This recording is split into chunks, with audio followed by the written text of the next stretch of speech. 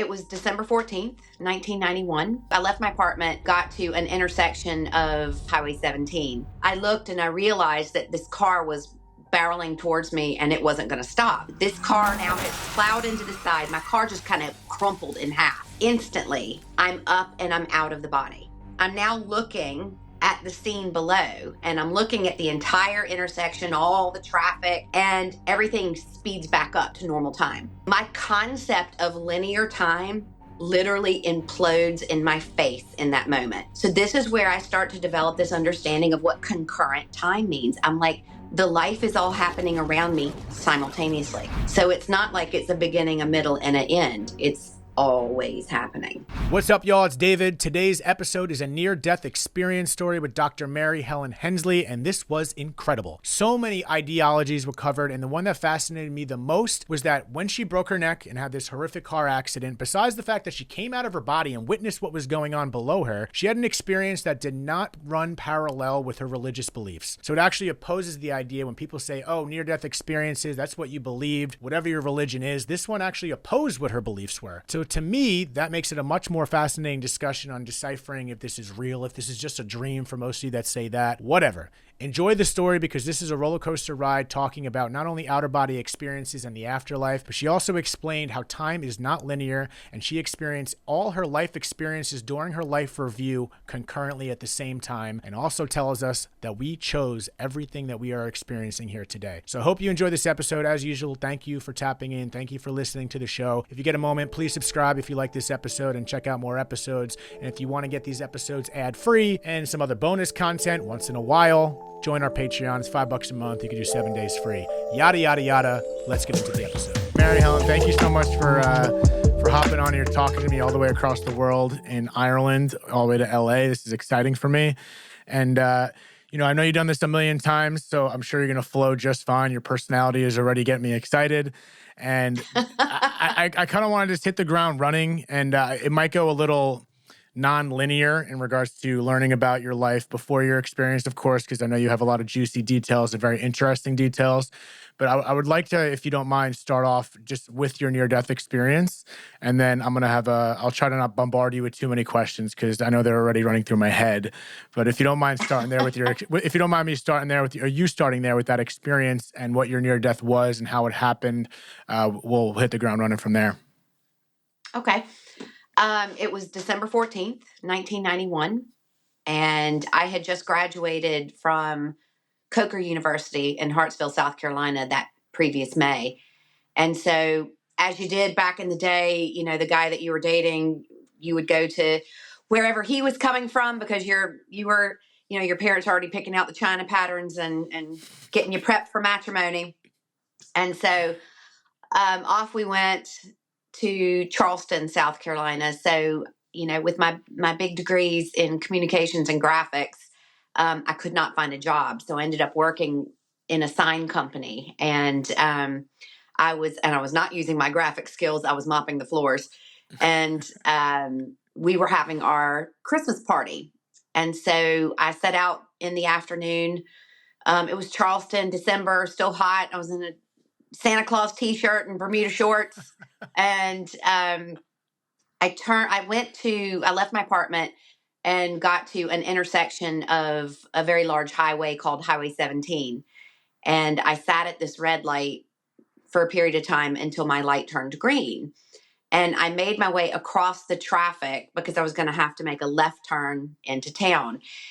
And I always refer to the space as the metaphorical and metaphysical crossroads of my life, because as I made it to the last lane of oncoming traffic, which should have been stopped, I looked and I realized that this car was barreling towards me and it wasn't going to stop. And it was in that moment that everything just ground to a halt. It just stood still. And it was like the situation was waiting for me to respond. It was waiting for me to make a decision about how I wanted it to play out. And this was really interesting because one of the first things I noticed in that moment was the sound. There was this kind of low vibration, this low drone. I always liken it to playing Irish music here in Ireland. My favorite instrument is the Uilleann pipes, which are like a miniature version of the bagpipes. The pipe is under the arm though, or the bag is. And so when the piper is getting ready to play and we're getting ready to have a great session, he's tuning up the pipes, he's putting the air in, and there's this kind of low drone, wah, wah, the sound. And that's exactly what it was like in that moment. And so I took note of the fact that was happening around me, because literally everything is just at a crawl. And I realized right then that I was getting ready to die. And what was so interesting about it, it wasn't like, oh no, my life is over, it's coming to an end. It was just like, okay. I was suddenly really aware that I had done this before, that I had died before, I had incarnated before. It was just very natural. It was kind of like, I'm going to walk from this room into that room. And I was very aware of having the option of staying in my body and experiencing the impact and then going, or going out of the body and allowing the impact to take place, and then it carries on. And so I was like, I've done this before. I don't need to be in the body to feel this. That's going to hurt. And it's not necessary. And so instantly I'm up and I'm out of the body.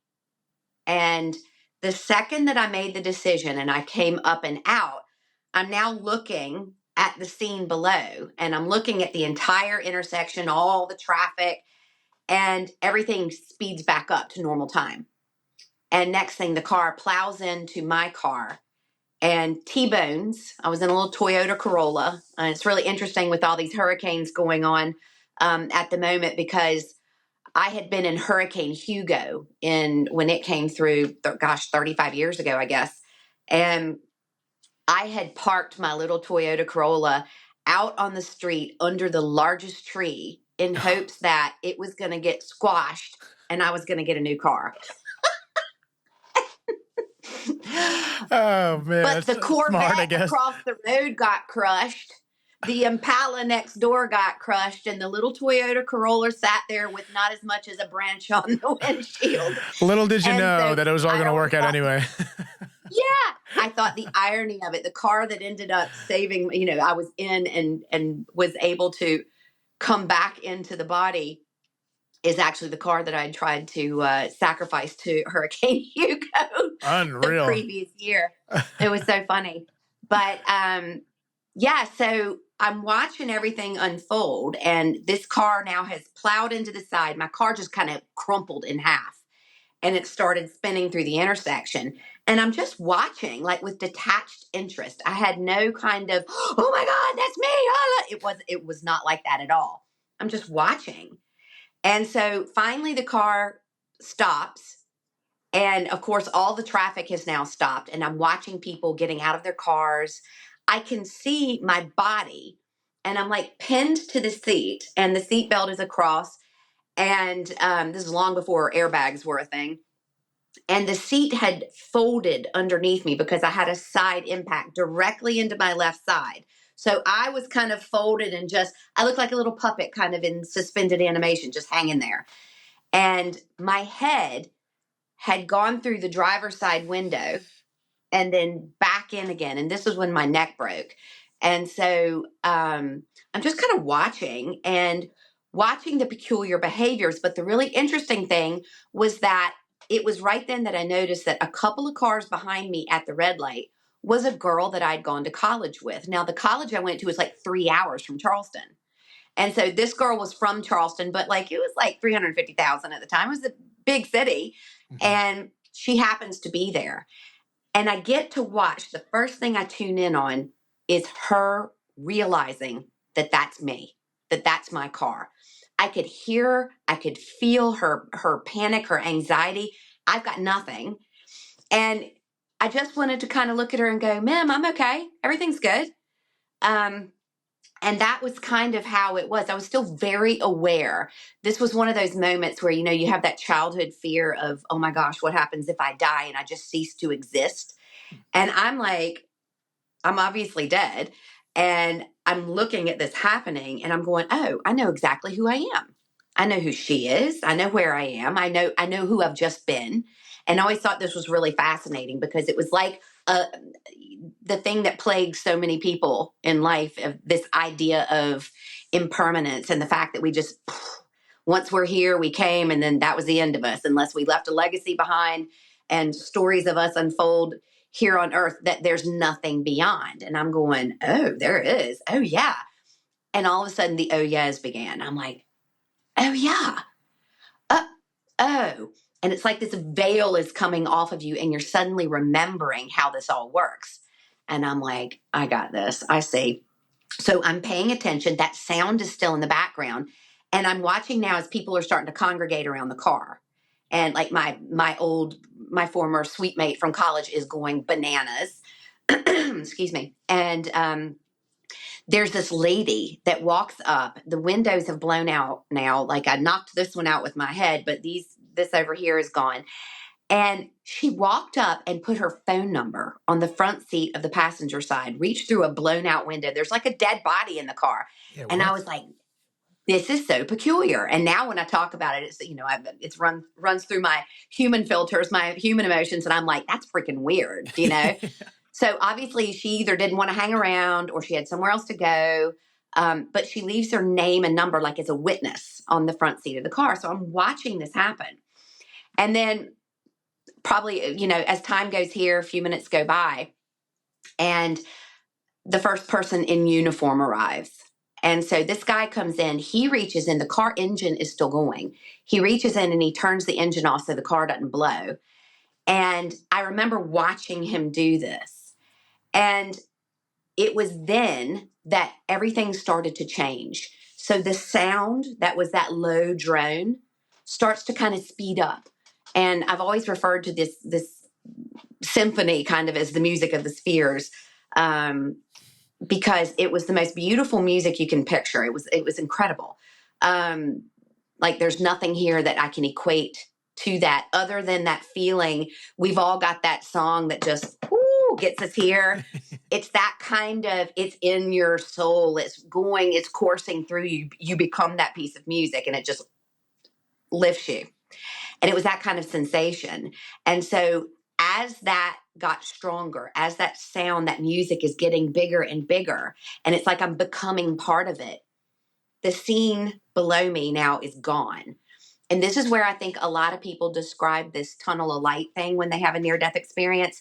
I didn't have like that wormhole tunnel kind of experience. It was like I was here and then I was here. It was like this, but accompanied by that music. And so when I get into this space, all of a sudden it's like I am part of whatever this environment that I'm in. I'm part of it.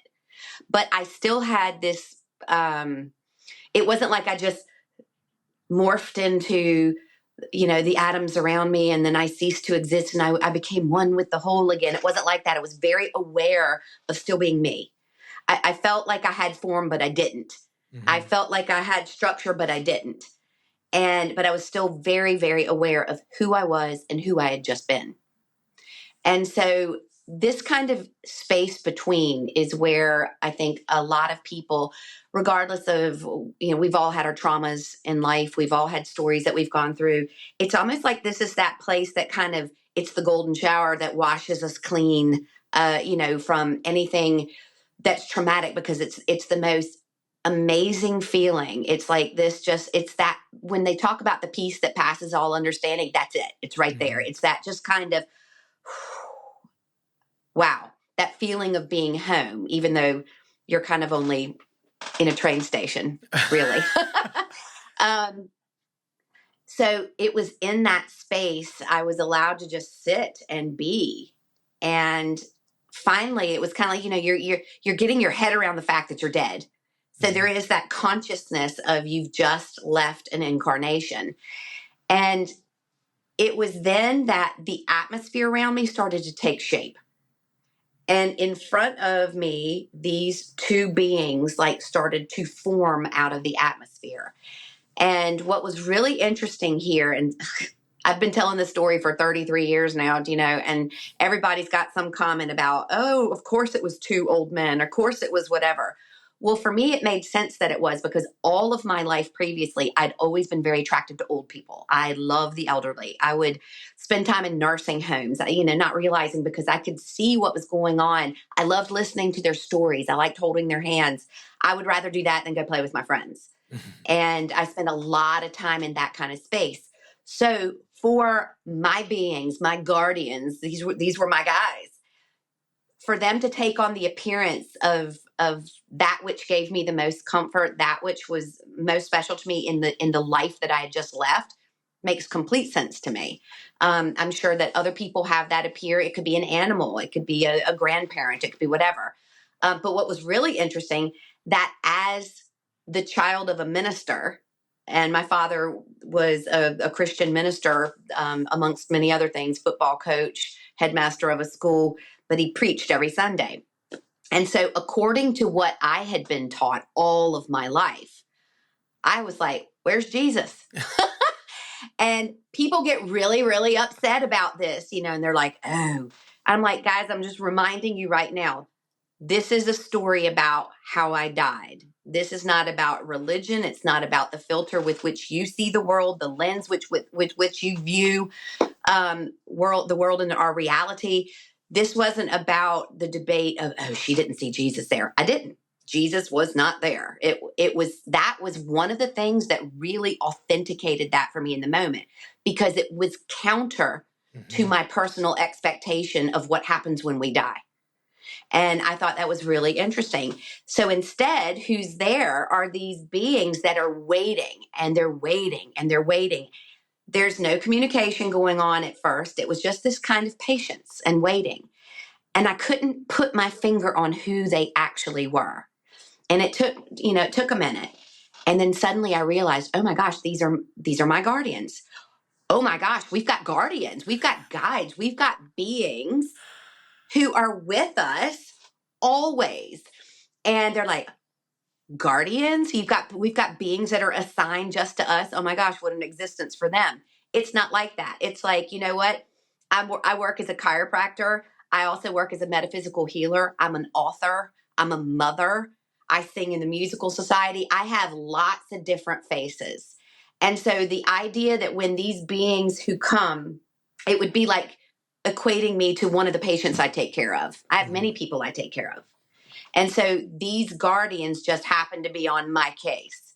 They happen to be first and foremost in front, but it doesn't mean that they're not doing other things in their existence. So it was that realization and that, oh my gosh, we're never, ever alone. Even in the darkest moments, in the most tragic of circumstances, when you think that, oh my gosh, nobody was there, they were all alone. Never. That's just not the way it works. And it was the most incredible feeling. And it was such a homecoming when I had that realization, and when they had given me the space to realize it. It was just even that much more special. They didn't have to identify themselves. I remembered them. It took a second because you're literally, shaking off. There you are in the car, freshly dead, and you're kind of shaking off what's just happened, getting from that space to this space. And when I recognized and realized who and what they were, it was the homecoming of all homecomings. It was incredible. And there was just this incredible sense of, oh, this is what I really am. Oh, yeah. Oh, yeah. Oh, yeah. Oh, yeah.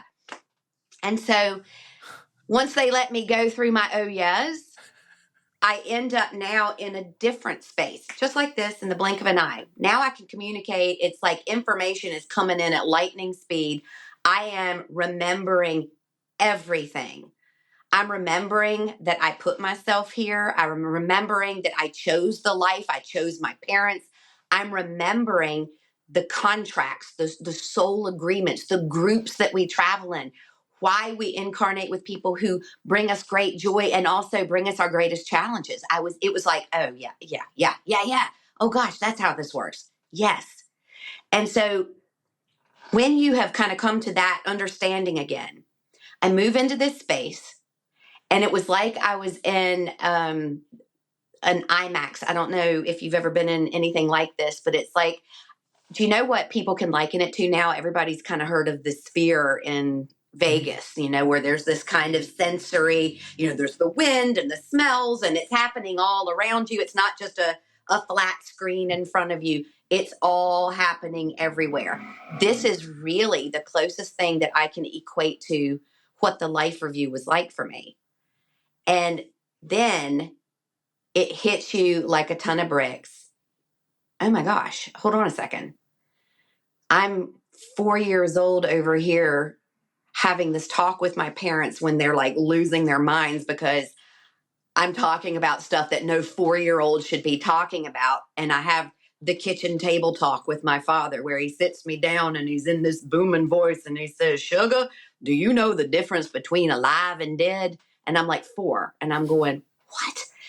And because I'm talking all the time about my grandfather who'd been deceased since I was 1, like he was there in the room, sitting there, or the way that you and I are communicating right now. And this really, it just puzzled my parents to no end. You can imagine. No, I'm sorry.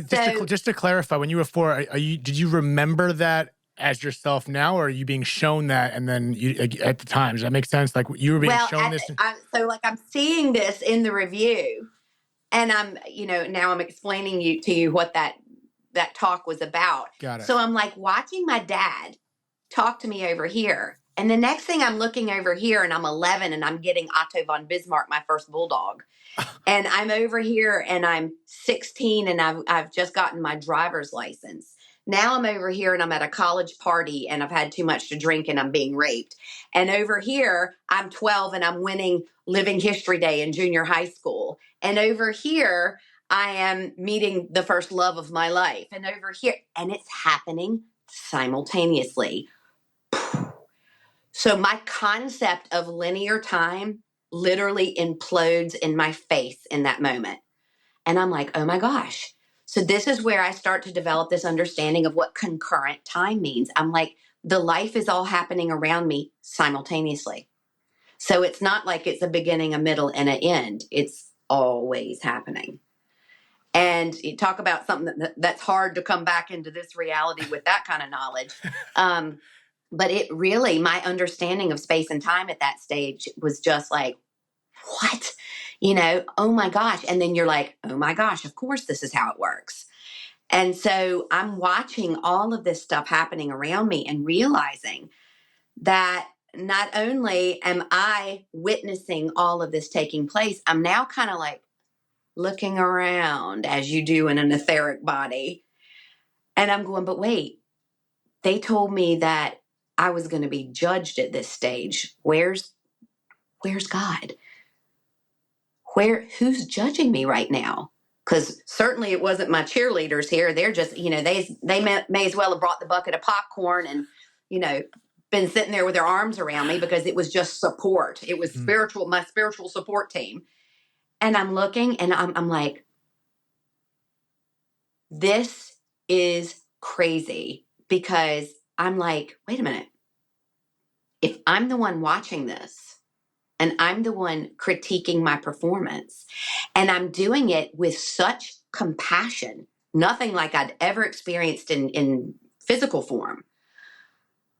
And I'm watching me and I'm going, oh yeah, do you know what? If you'd made this choice here, this would have played out this way. And this tiny little thing that you thought was so insignificant had a huge impact over here. And this great big thing where you thought you were so fabulous over here really didn't do anything. That was for your ego, and I'm looking at this and I'm judging this like, an actor critiquing a performance. And suddenly I realize, oh my gosh, I'm the creator of this reality. Therefore, that means I am part of the creator archetype.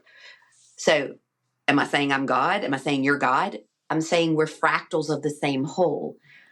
That portion of my spirit is a portion of in the image. That's what that means.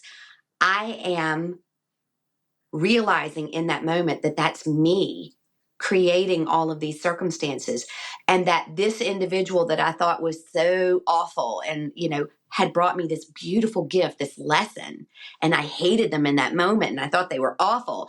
And this one over here, who I thought was so fabulous, I could suddenly see what was going on behind the scenes there. And it's all unfolding at once.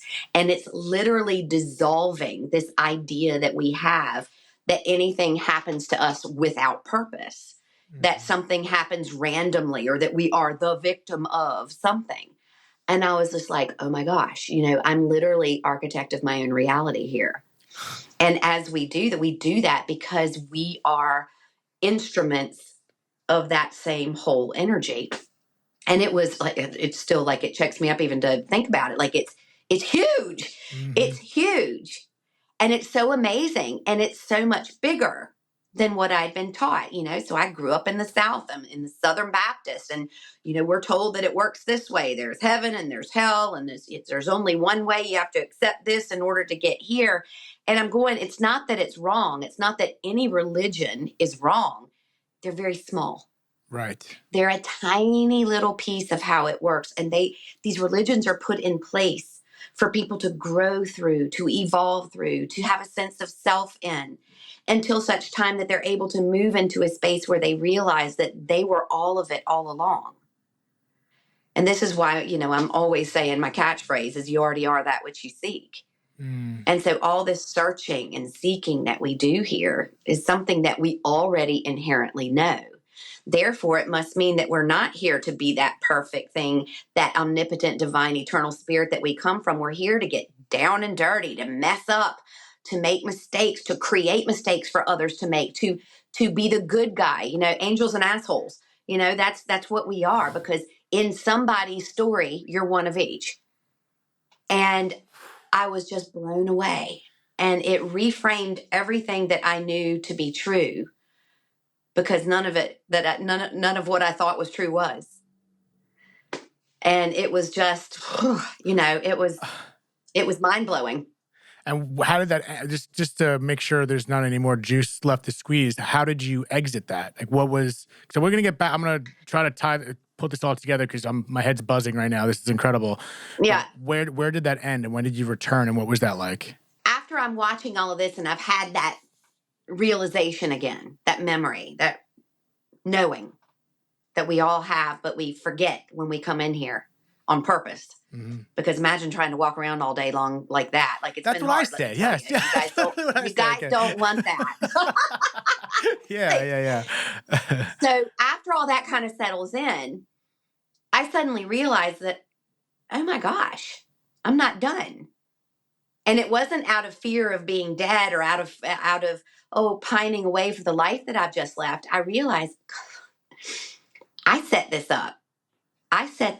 Because I had these amazing abilities as a child that I really wasn't using, that I didn't know how to use. I didn't know I was supposed to use them. They were just peculiar things. And they were also things that my parents, from a very early age with me, said, let's keep this quiet, because the world at large doesn't know how to deal with this gift.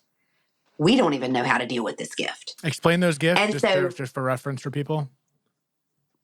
Okay, so, talking to the dead. There it is. Yeah. And having dreams, and then they would come true. Okay. Being able to see the auric field around things, the energy in all things. These were things I didn't realize that other people weren't doing, because you really don't talk about that. It's like you go outside, the sky's blue, you assume everyone else is seeing a blue sky.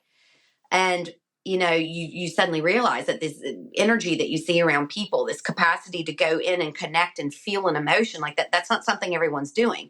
But it's also not something everyone's meant to be doing. Because depending on the path, in this lifetime, I was meant to come back in to talk about, to write books, to work in metaphysical healing with people. That was my story this time. And so in the past or in the future, if I am not on that storyline, I mightn't have access to those gifts. We all have them, but they're not necessary in all of our stories. And so it's like we tie our own hands behind our back. We forget how to do things on purpose, because we need to find other ways, answer different questions without having access to those gifts. So it's not like I had this accident because I'm so enlightened. It's quite the opposite. It was to find that enlightenment. And so I had not, by the age of 21, what we consider adulthood here, in the material world, I had not discovered my way to using these gifts in a proactive or productive manner. Mm-hmm. I always joke about the fact that I'm in college and I was a cheerleader, and I used to write the scores to the basketball games down and stick them in an envelope and throw them in the drawer. And then we go cheer at the game and then come back and crack open a beer and open the envelope. Ha ha, ha, there's the score. That was it. That was me serving humanity. And it was a parlor trick. It was a bit of fun. And it was also a bit of way to make something that was actually really weird funny. And I always used humor to skirt around it. Mm-hmm. And so, I kind of I interrupted. I apologize again. Here I am interrupting. There's a little bit of a lag. I apologize. That's okay. When I was asking about which you're getting to is where it kind of transitioned back into the body. Just one thing I did want to clarify. While you're in this space, besides my curiosity of what it looked like or felt like that you did tap into a little bit, when you kept jumping from one space to the other, did you feel like that was autopilot? Like they were kind of giving you a template to see all this, or was that a decision that you made to go from one jump to the next? No, it was just like that. Whether it's me making the decision, it's like changing a channel on a TV. It was just like, okay, next. It was like I was done here and then I move here. Got it. So whether that was me consciously making that decision or I was being assisted in that way, I was just like here and then I was here. Okay. But the reason that the stories behind the way I was using or not using the gifts is because I'm realizing in that moment, oh my gosh, I set this accident up for myself that if I reached that adult stage and I hadn't yet discovered what I had put myself here for, my storyline, the purpose of the life I'm living as Mary Hellen, that the accident was going to give me one of two choices: a portal of exit where I could go and be finished, or where I could have this great epiphany of what I was meant to be doing, what I had wanted to come here for, and that I was going to go back in. And I was like, put me in, coach. I'm in, put me back. And it was the blink of an eye, where I've made this decision. Nobody forced me to come back, which in other near-death stories, I have my very good friend, Peter Bedard. He talks about his story. And when he tells it, it reminds me of that movie Christmas Story, little Ralphie, Yeah. You're going to shoot your eye out. But there's that scene where he climbs up the slide to see Santa and he boots him in the face and down he goes. And Peter describes coming back like that. He felt like the choice was made for him as opposed to him making the choice. For me, I was absolutely, I'm going back in. And so when I made that decision, those guides imparted to me at that moment, if you go back in, we're going to raise the bar. Wow. And I'm like, what does this mean? Well, raising the bar means you're going to go back in and you're going to be able to do a bunch of stuff that you couldn't do before. And I'm like, I'm already the weirdo in the class, I'm like, what does this mean? What are you talking about? Like, what do you do? What's more bizarre than talking to the dead? Come on. And I didn't realize at the time what that meant was that I was completely opening up my capacity to manipulate frequency and to be able to assist another person in healing, whether it was physical or emotional or spiritual issues, of bringing them back into an alignment where if they were going to just kind of go this way, where it's like, if you're ready to receive this, tap, tap, tap, and pushing this way, but never uninvited. That's kind of the way that works. You're going to go in and you're going to be able to do this stuff. And I'm like, yeah, okay. It's like, yeah. No matter what, you're not thinking it through. Mm-hmm. And so in the blink of an eye, bang, I'm back and I land in this body. And one of my favorite analogies for describing coming out of the body is if you're outside and it's hot and you're mowing the grass or you're doing the garden or whatever, and you're just nasty and hot and sweaty, and you come in the back door and you take your clothes off, throw them by the washing machine, and go have this great shower, that beautiful shower, and it feels so good and you're so clean and you're cool and everything's great. The very last thing you're thinking about is the dirty clothes down by the washing machine. Mm-hmm. And so coming back into the body is the exact opposite. Picture your jeans, your work boots, your heaviest winter coat, and now jump into a swimming pool. And that is what it felt like coming back into the density of the body. Now, the body, having been dead for a little while now, but time is suspended. So when people are like, how long are you dead? Your fact checkers want to know, how many minutes were you dead? What was going on? Are you sure you were actually dead and you just didn't have a fantasy of the mind? Da, da, da, da, and I'm like, dude, I think I would have seen things that were completely congruent with my belief system, and I would be trying to preach my beliefs, as opposed to, let me tell you, it was exactly not what I expected. Mm-hmm. And you come back into this body, and that body is like reanimates. So it suspends. So for those of us who go out and come back in, it's not like, unless it's part of the storyline where you're meant to have some kind of damage where, you've been out, the body has been dead, time has passed, lack of oxygen to the brain, and that's part of your storyline. It wasn't part of my storyline. So it was like, boom, it suspended, back in I went, reanimates. And you're in this body and you're in such shock that it feels like you're wearing all those big, heavy, wet clothes. And the pain at this stage had not set in. I had no pain. I just remember heavy, like I felt like I was drowning in my own body. And Damn. What was so weird at that moment was I actually tried to stand up. I remember trying, like I don't even know, my neck's broken. And 30 years as a chiropractor, now I know how possible it is, because it didn't used to make sense. I'm like, what do you mean you moved and your neck was broken? Oh, it's possible. People walk in here with broken necks. It happens. But Mm-hmm. it was that vehicle that I was able to snap and get out and then come back in and repair. So I remember trying to get up and then boom, collapsing back down. So at this stage, the ambulance has arrived. Now I'm strapped to the board. The neck thing is on. And, they've got all the stuff on me. And I remember distinctly this woman in the back of the ambulance. I'm kind of coming in and out of consciousness at this stage, and I'm starting to cry. And she's like stroking my hair, and she's like, it's okay. And I was like talking about dying. And she's like, no, we're not going to let you die. We're not going to let you die. And I'm going, I've already been dead. And I'm trying to say, and then I'm like passing out. And it was really interesting in that moment how she was trying to appease me and calm me down. You're not dying. You're not going to die. We're not going to let that happen. And I'm going, you're too late. It's already happened. So by the time I get into the ER, I'm waking up again. I'm like, now I'm like, okay, I'm in a hospital. And it was so strange because it was a Saturday. And the hospital I was taken to in Charleston was a teaching hospital. There had been all sorts. There were student doctors on. There was shift changes going on. And so all of this stuff that should have been done at the time wasn't. And it was a very, very important part of the story. Very important part, because they missed a bunch of stuff. And so like I am in a heap. I'm in bits. And they have no way of kind of putting me back together again.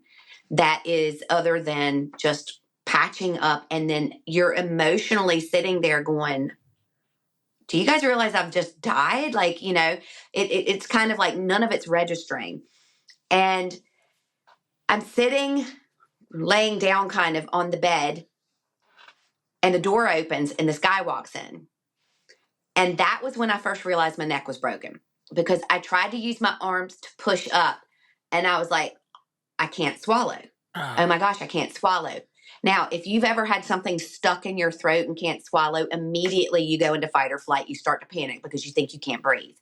And I'm like, and I'm realizing, oh my gosh, my whole spine, when I got hit 75 miles an hour, I went from this to this. So the bottom of my spine looks like a backward C. My neck looks like this. It's, instead of a nice, lovely curve, it looks like this. And I'm sitting up and I'm like, oh, this is not good. And I see the guy though, and I'm like all raspy because my, it's affected the cranial nerves, and I can't, I can't swallow, nor can I speak properly. And the guy comes in and he was like, "You're one lucky little lady." And that was the first words he uttered. And then I looked and I went, "Oh, I know you." And then I'm like, "I know you."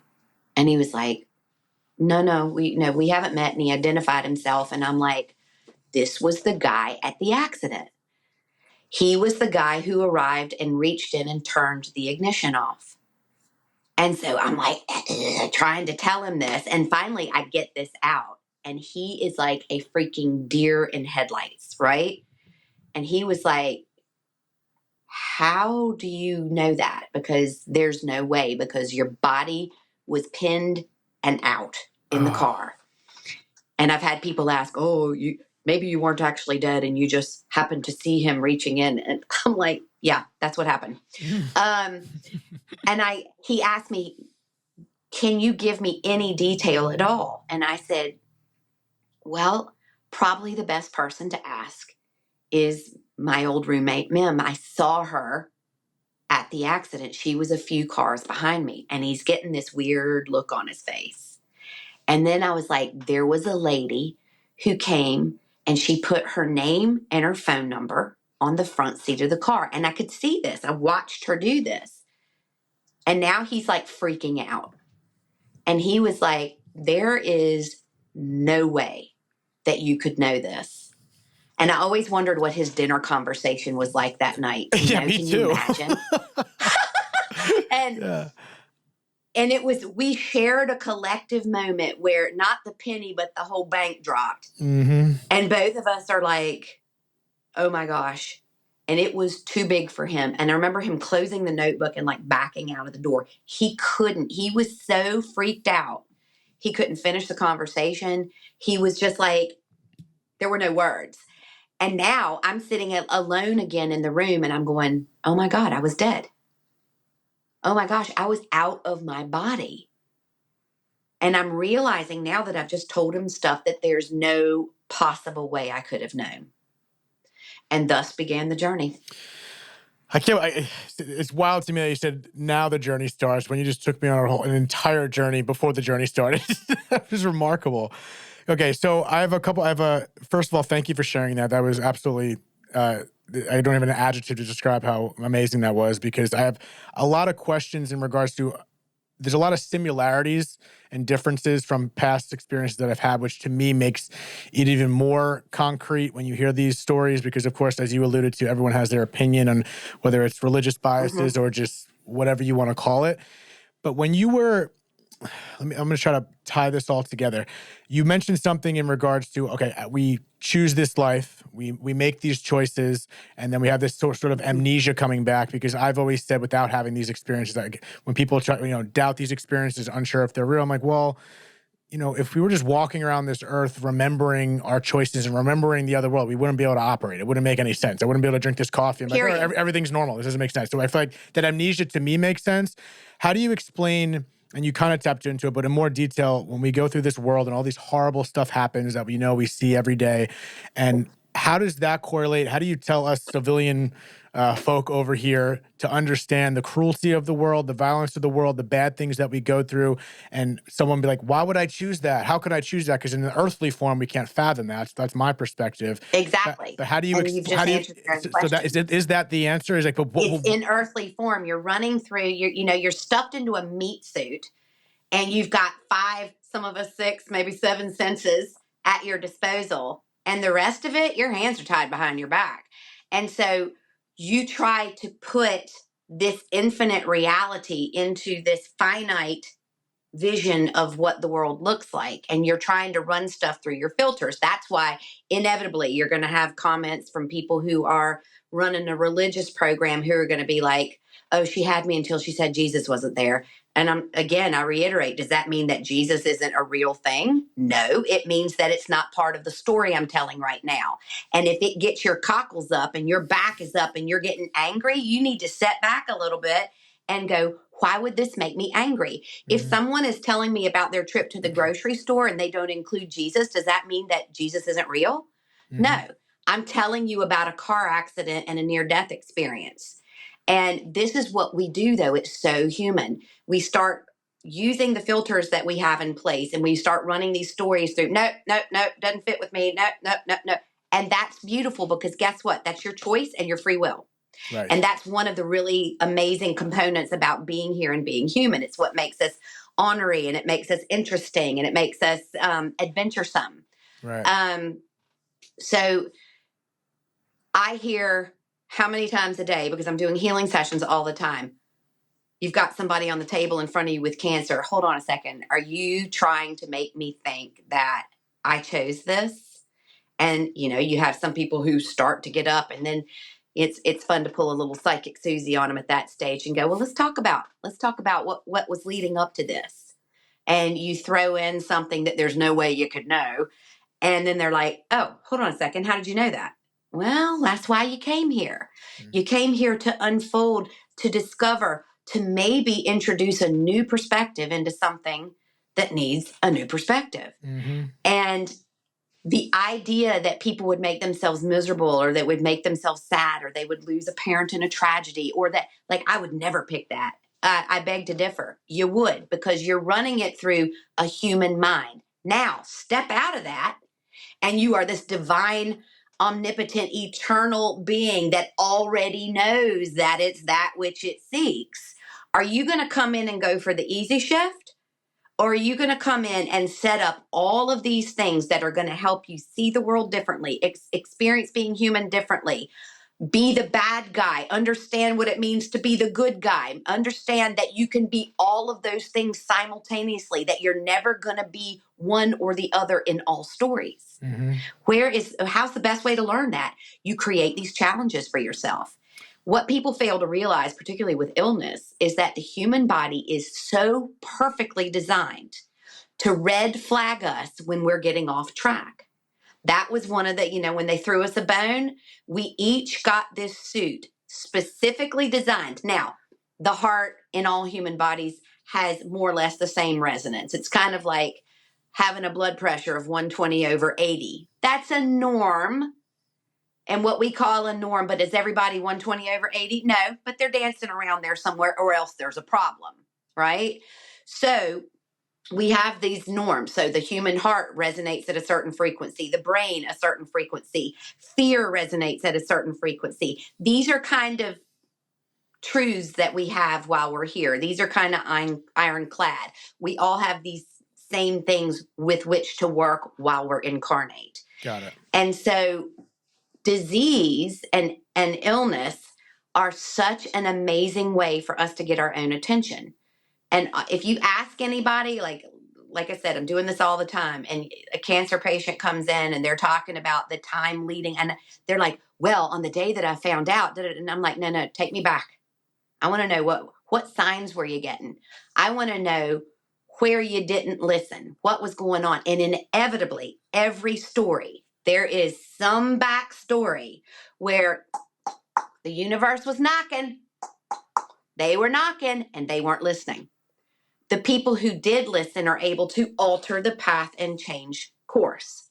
The people who didn't, who are so deeply, let's say, ensconced in their job, or they're so worried about their identity or their profile or their whatever, sometimes they get smacked hard.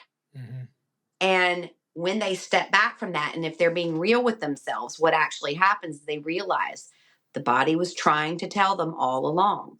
But we've been so conditioned. It's like if you and I went out to eat and we had a chicken dinner, and let's say the chicken was not cooked properly, and we're standing outside, talking, and next thing I start to throw up and you're not. Which one of us is sick? The world tells us to look at me, who's over here throwing up, and go, ooh, she's sick. She's really sick. My body's getting it out as fast as humanly possible. Right. I'm ejecting a poison, a toxin out of my body. Let's say you don't get sick in that spot, in that moment, and then you feel really bad, but never really violently ill, but just bad for the next 4 or 5 days. Your body is taking a slower time to process that poison and that toxin. These bodies are designed to let us know when we've gotten into a space that's not safe or when we have veered off our chosen path. And so it is the quickest way sometimes when someone is so focused on something outside of themselves that's not part of what they came here to experience, that illness will go, how about this? How about focus on yourself right now?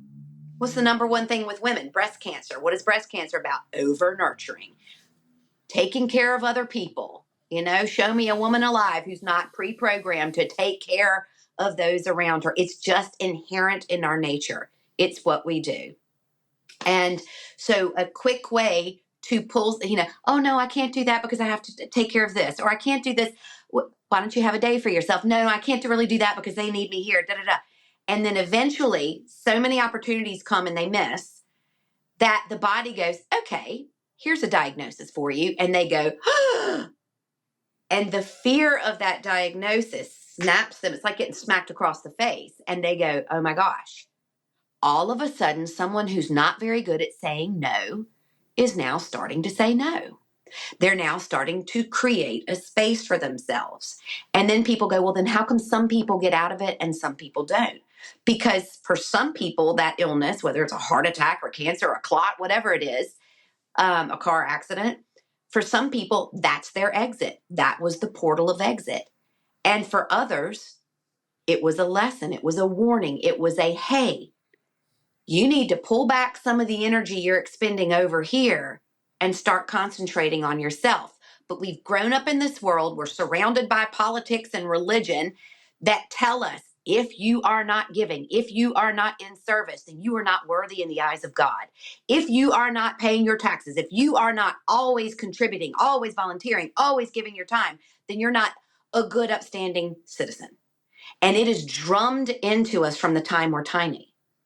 And I'm not saying that it's not good to be of service, but if your purpose, your mission, your reason for being here becomes always being in service to others, then if the time comes when you're not able, you're in trouble because you now no longer have an identity. This is why so many people become ill and die shortly after retirement, because they didn't prep. They didn't make plans to have something else to do after that. The work became who they were. And now they no longer have it. And so they're like, I'm not sticking around. Oof. Okay, let's go. Okay, so it's a similar. It's in line with the same question of choice. Why, if we're these eternal beings on the other side, whoever you want to call them, and we have this what seems like an extremely euphoric utopia, and just everything's good and all knowing in many ways, and we made these choices. Why even have human experiences? Isn't like what is the point of that quote unquote downgrade? Like, why are we even doing that if we know? Like, do we therefore not know all on that side? If we have to have a human experience, like what does that do to our higher self, if you will, by having these experiences?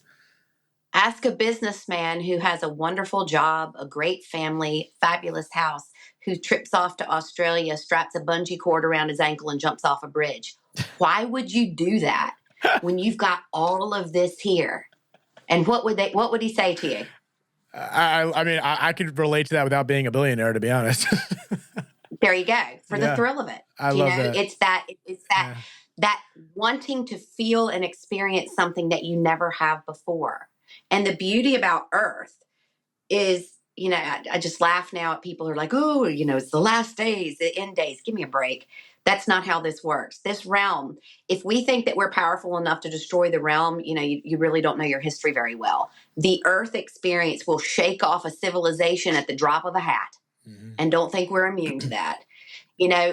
If we get to the point where we are becoming self-destructive, it's like a dog shaking off the fleas, the Earth will reset itself. This place is perfect because it's set up to be a dichotomy. We have demonized the dichotomy, but I've never seen a painting that looks good that just all in white or just all in black, or a tapestry that all the thread is the same color. It takes the variety. It takes that variety to give us this full and rich experience.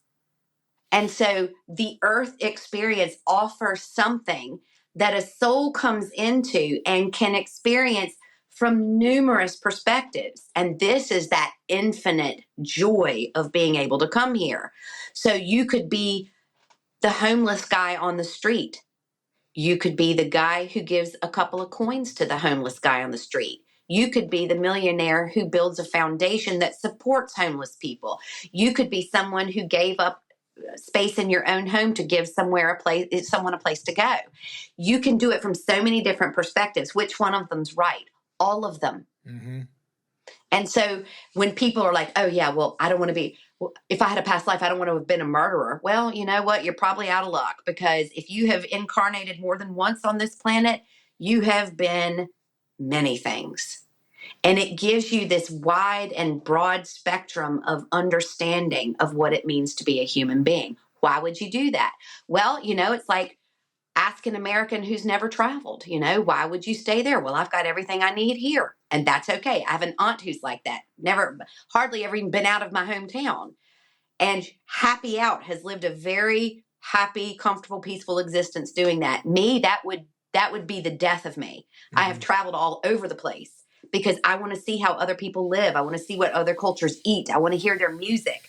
And why? Which one of us is right? Which one of us is wrong? And why would I choose this and she choose this? Because we can choose that.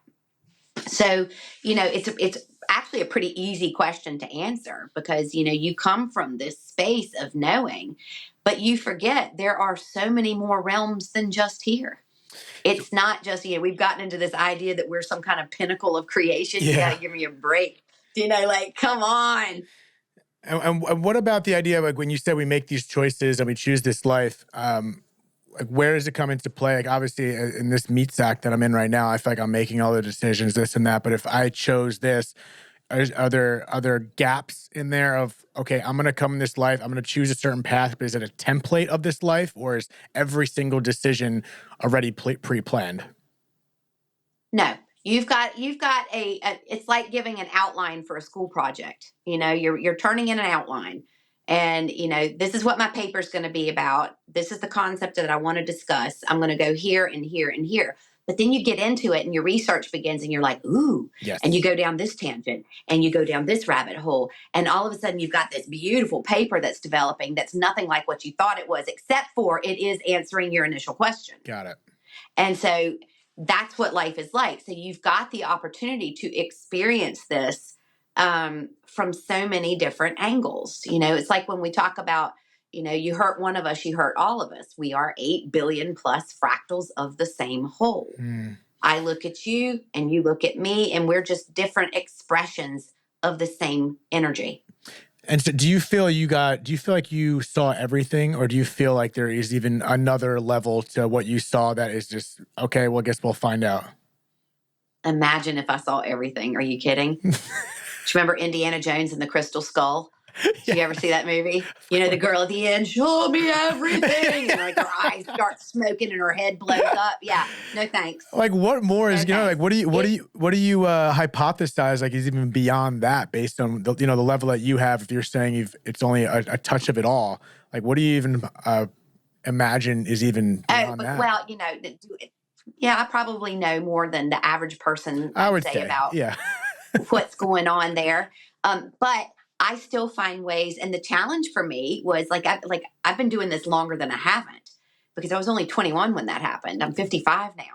And so I have had to find ways to entertain myself, but I've also become really entertaining in that process. Like, everybody thinks that I am just a weirdo and a crack up, and they're like, your energy is so infectious. And it's because I spend so much time trying to create things that bring me joy, because I'm like, I get it. I open my bills. I have a financial challenge. I have whatever. And I'm like, okay, some people would literally, receive bad news about something, and suicidal ideation suddenly becomes part of their reality. And in a million years before that, they would have never thought they could have thought that. And I'm somebody who would sit and speak to somebody who's either attempted suicide or is contemplating suicide, and I'm straight up with them.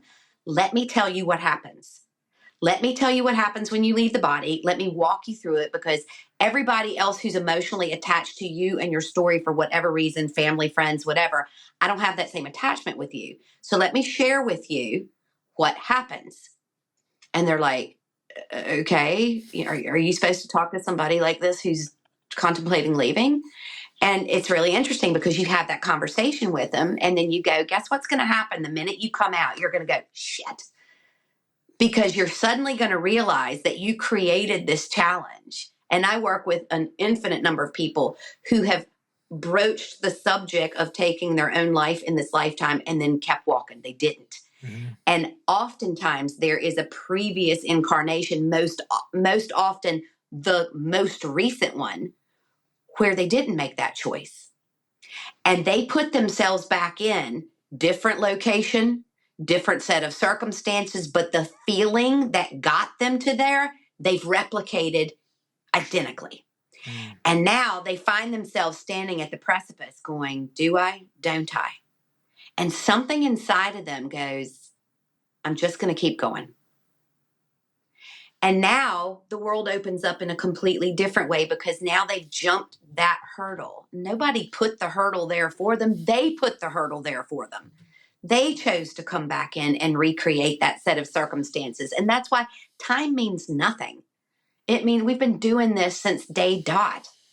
And so it presents this amazing, fascinating opportunity to, you might open a bill and go, well, look at the light bill. Oh my gosh. Do you know where am I going to find the money? Da, da, da. And I'm looking at this going, all right, I got to find the money for this, because guess what? I use those lights. So you find yourself going into, you either go down the victim road or you go down, this is part of the experience and I'm going to find a way out of it.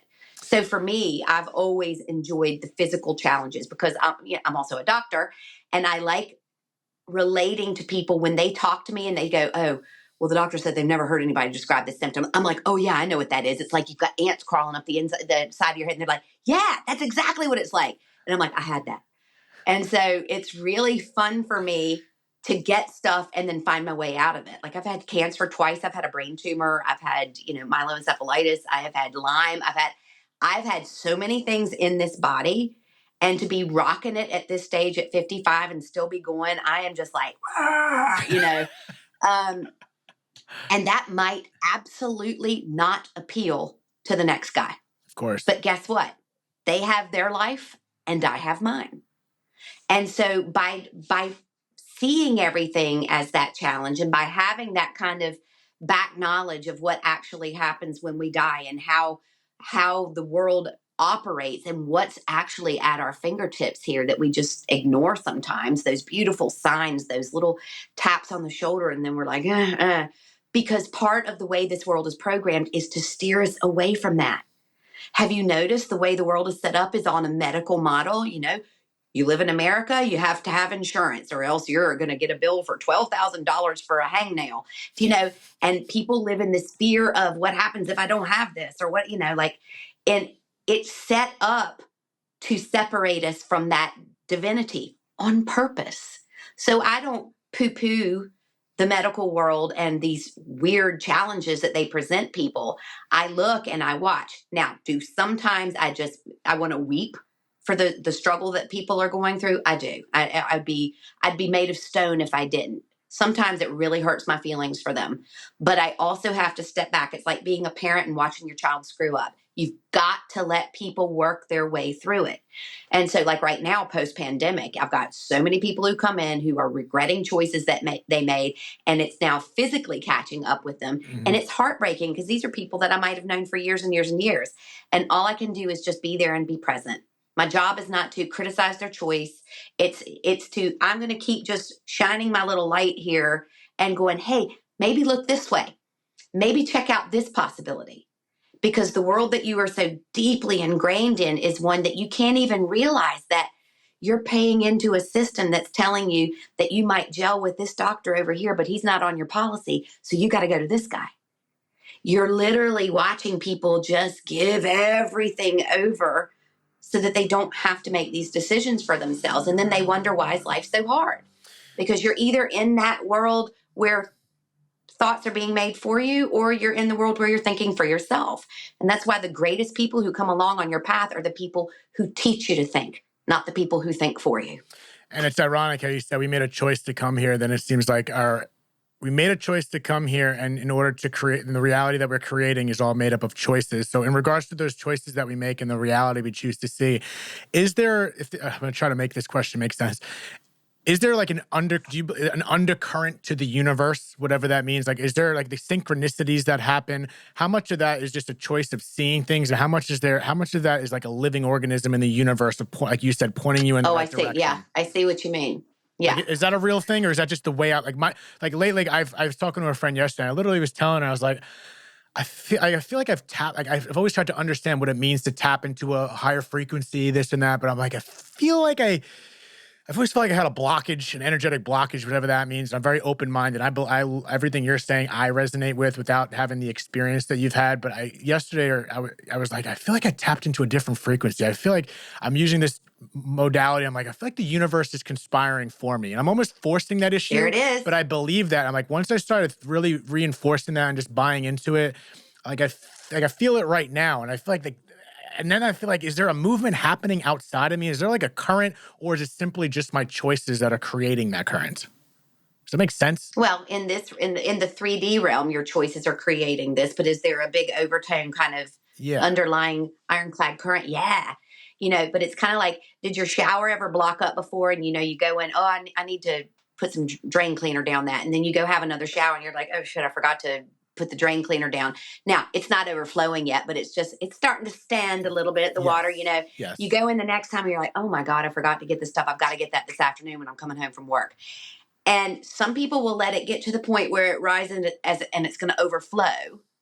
And then other people will go in with a drain unblocker and they'll unblock that there. Blocks are necessary. I'm a fan of blocks and boxes. People are like, oh, I'm outside of the box. And I'm like, oh my God, they're an infinite number of boxes, and they're there for a reason, because they push us to grow and move us in a different direction.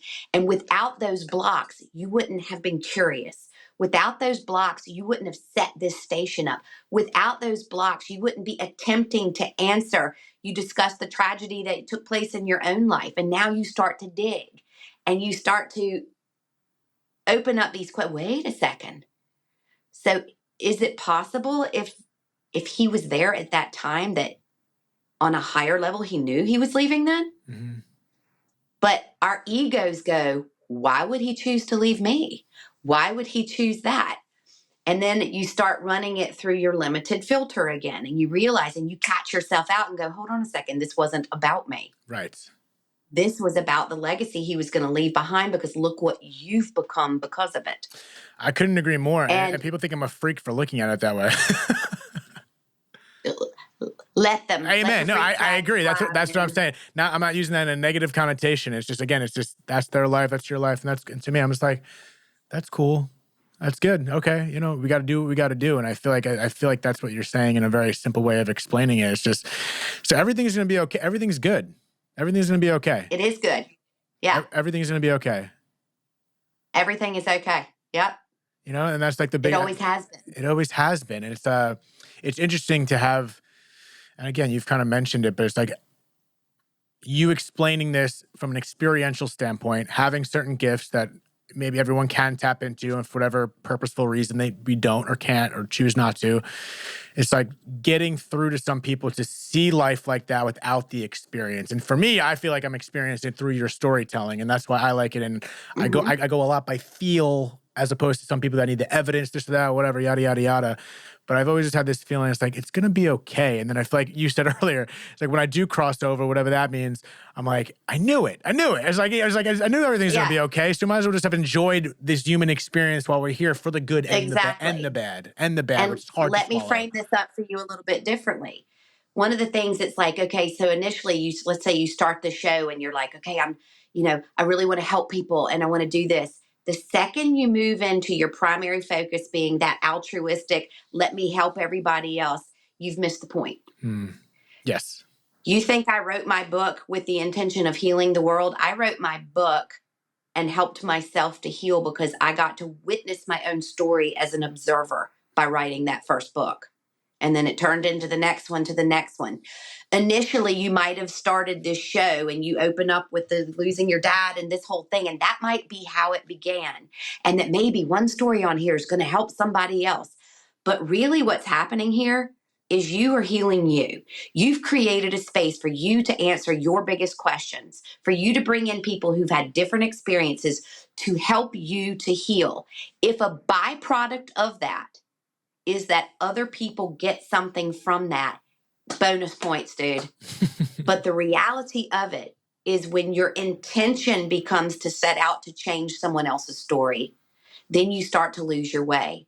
If you can realize that what you're doing right now is you are healing you, because that was a big one. It's not like I lost my favorite toy. I lost my dad in a tragic accident.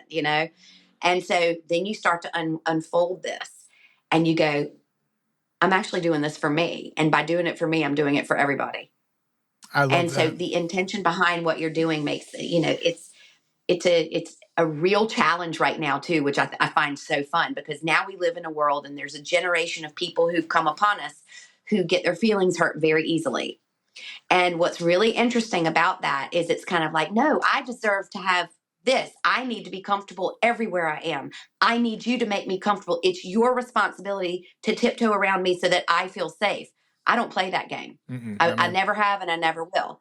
And the reason being, it's like somebody going to the gates of Harvard, and they bang on the gates and they're like, hey, I want in. Okay, come on in. Yeah, but I want to learn how to cook here. And they're like, well, we don't teach cooking. We're a law school. And they're like, well, I demand to learn how to cook here. You have to provide me with the space to learn how to cook here. And they're like, Johnson & Wales is down the road. Great cooking school. Go there. Yeah.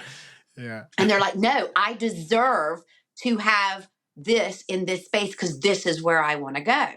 And what they do is they try to start changing the external circumstances, when the whole name of the game here is not to change the external world, but to change yourself within it. Yes.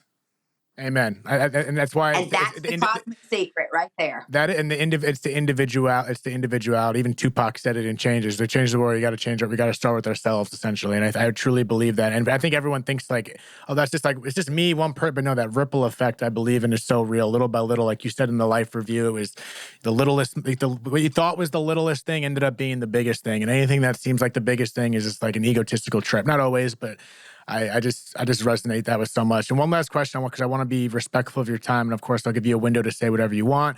In regards to, so we all have spirit guides. We all have some sort of spirit guides with us. Is there any way someone like me, in my sense, that hasn't had these experiences to maybe just be more aware? Is that just like hitting a switch in my head to like, I'm going to be more open to it? Like, is there, like, how do you know it's a spirit guide or a guide within you? Or is that just what intuition is? So a lot of times people will say to me, oh, you're so lucky because you can access this or you can talk to this and that. I do this every single day. I am not a good cook because I don't cook every day. Mm-hmm. My daughter sings every day because she's in musical theater. She's a really great singer. She practices it. She works at it.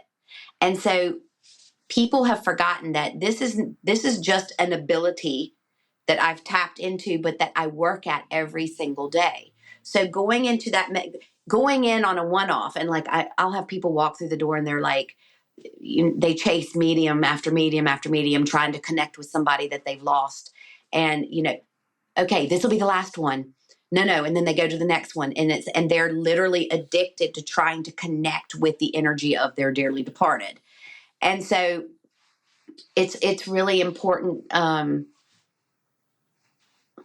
Now my mind's going. It's okay. It's what were we talking about? No, but listen, I was gonna say it's already been an hour and 15 minutes, and you just spewed out at an incredible pace. It's more like connecting with, like, listening to those spirit guys, listening to those guys. Sorry, guys. Nothing to apologize about. We're rolling, baby. It's something that I work at every day, but I also set the intention when I go into that. So it's not like you just show up to work and go, okay, let me connect to somebody's dead people, or let me go connect to my guides. I do it every day. So some people pray every day. Some people go to the gym every day. Some people do yoga every day. I connect with this energy every single day. So it's there on demand. It's like muscle memory. Setting an And it's intention. a skill that I have acquired. And so when people are like, I wish I heard from my guides. Well, I'm like, how much time have you put into it? And they're like, and I'm like, well, like anything, you've got to work at that, because what you're doing is then you're achieving a state of frequency, and so, like while we're here, 963 hertz is that space where we're still tethered to the mortal coil. Mm-hmm. But those who are outside of a body can come into that frequency. They can come into that space, and it's easier for them to connect, So there's a suggestion for you. You want to start connecting with that, find meditations, use meditations that dance in 963 hertz. Oh, that's rubbish. That's okay. You could be beating a drum and focus on that and connect. Is the actual frequency the ticket in? No. Is Jesus the only way to heaven? No. Was Buddha the only way to heaven? No. Once you have connected into the frequency of how to access that space, you're in. And, one of my very, very favorite stories that I'll wrap up with is when my father, who was this minister, this big football coach, my headmaster at my school, that was fun. Lots of dates. He'd been preaching all of his life. And what was so interesting is he gets to his own death story and he's terrified. And I always thought this was so peculiar. And he had Alzheimer's. And so he had lost the capacity to speak months and months and months earlier. And my mom and I were in the nursing home one night. And Dad would shuffle around and he was obsessively washing his hands. And all he could do was mumble. He couldn't speak. And he would never lay down flat. And before he had stopped talking, I asked him, why wouldn't he lie down in the bed? And he was like, I'm afraid I'll die if I do. And I was like, that's so freaking weird to me. You literally dedicated your whole life to trying to teach other people not to fear death and that this is what was going to happen. And then I'm kind of like, where is it? Where did that go for you? It's gone. And then I wondered, was it there all along? And then I realized, was he teaching and preaching that his whole life because he was trying to appease his own heart? He was trying to find his own answers. And so we get to this space and he's had a hard day shuffling around, and he goes and he gets into the bed and he lies down flat. And my mom is like, is he dying? And I went, no. Because guys, when somebody is getting ready to exit, for those of us who can see that field, it looks like fireworks. It's not like the dimmer switch is going off and the little light is no longer shining. It's quite the opposite. Boom, boom, boom. Because that soul is amping up and getting ready to go.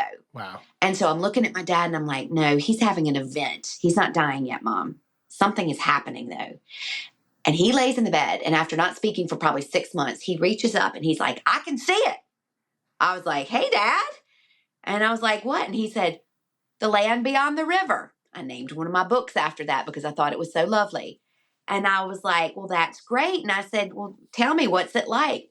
And he turns to me, and he had a great sense of humor, and he pats me on the hand. He goes, it's more beautiful than anything you ever wrote about, sugar. And I said, hey, all right. That's amazing. Unreal. Yeah. And so he's looking and he's like, Mama's there. She looks so young. And he's just like marveling he's very clearly seeing his mother. And one of the things that had bothered my dad his entire life, because in that box of Christianity, in that idea of heaven and hell, and like, where's the cutoff point? I'm like, dude, it's very interesting. One of my favorite things to watch right now is Russell Brand, who's now baptizing people in swimming pools in his underwear. And I'm like, where's the cutoff point? Do you know, like, rock on, Russell, do you know, like, whatever. But like, if you steal 5 cents or you steal $5 million, didn't you still steal? Yeah. It's where is the good and the bad? And that's what makes the whole thing rubbish. And, we had this idea that some people, as my dad would say, cut the mustard and some people didn't. Where is that fine line? Where's that actual cutoff point where you just barely squeaked through and you made it to the other side? Like when you sit and think of that, how crazy that is. But so many people believe that, and that's okay. Rock on, do it. But my dad is there and he's marveling at his mom. And next thing he goes, oh my gosh, his eyes are like deer in headlights, and he's like, Daddy's there. And my mom looks at me and now her eyes are like a deer in headlight. My dad's father, as far as my own dad's criteria, my dad's father, he gambled some and he drank some and he did, things that my father didn't think were going to allow him to get into heaven. And my dad had worried about that his whole life, unbeknownst to me. And now he's sitting here having this event and he's looking at both his mother and his father in the land beyond the river. And he starts shaking. He's laughing. He's crying. He's having this incredible giddy elation. And he turns to my mom and he says, Helen, I've had it wrong all along. Everybody's welcome here. You can't mess this thing up. And for me, having been dead and all my near-death stuff and my books and all this, that was my mic drop moment. Watching my father get this just before he leaves. And I was just like, it was incredible. Incredible. Unbelievable. And I think that says it all, really. It really does. It really does. And it's kind of just like a weight off your shoulders. If when I listen to that, again, it resonates with me. And if it doesn't resonate with anyone listening, so be it. And that's okay too. But it's like, let's just, like, I've always lived my life with the thought of, I don't want to take it all too seriously. And I think there are moments in this pursuit to do that, to be consoling to other people. Of course, there's moment to moment things, but it's like, I don't know. I think we're just on this ride and we got to do our best to enjoy it through everything, whatever that means. And when you hear a story like that, it's like, okay. Okay. Maybe we're onto something here. So I want to thank you for sharing that. That was absolutely incredible. But Mary Ellen, I want to thank you so much for taking the time to talk to me. I'm glad we made this happen. I'm glad you're still around. I felt your energy from the beginning, and clearly you've had some experiences that some people haven't, and I'm glad you're able to shed this light on people. Yeah, thank you so much. I really appreciate the opportunity. Of course. And for anyone that's still listening. So anybody who wants to contact or read up, they can check me out, maryhellenhensley.com. Mm-hmm. And yeah, you know what? I really appreciate you creating this platform, because by you doing this, it gives somebody like me the opportunity to talk and to share as well. And each time I tell the story, it doesn't matter how long I've been telling it, it only makes me better. Amen. And it only allows me a better understanding of how privileged I was to have gone through an experience like that. Couldn't say it any better. And you do it with such a boost of an energy that it's remarkable. Because like you said, you've been saying it for so long, first time speaking to you, but you do it with such vigor. That's awesome. And again, for everyone that new listeners, old listeners, of course, the links will be in the description and wherever you're listening to or watch to it. I'll tag your links and socials and whatever you need up there, and links to your books, of course. And you can find her there. And again, it was such an honor to talk to you, and that was so much fun. That was awesome. Thank you so much. I really appreciate it. Of course. Until next time, this is another episode of Dead Talks. We'll see you guys later. Thank you so much for tuning in to another episode of Dead Talks. Please do not forget to hit the subscribe button and also the notification bell. That'll give you updates as to when we post a new video, more episodes, and more content in general. We are streaming on all the major podcast platforms, including Apple, Spotify, iHeartRadio, Pandora, and all that. And also find us on Instagram at Dead Talks Podcast or www.deadtalks.net. Thank you so much.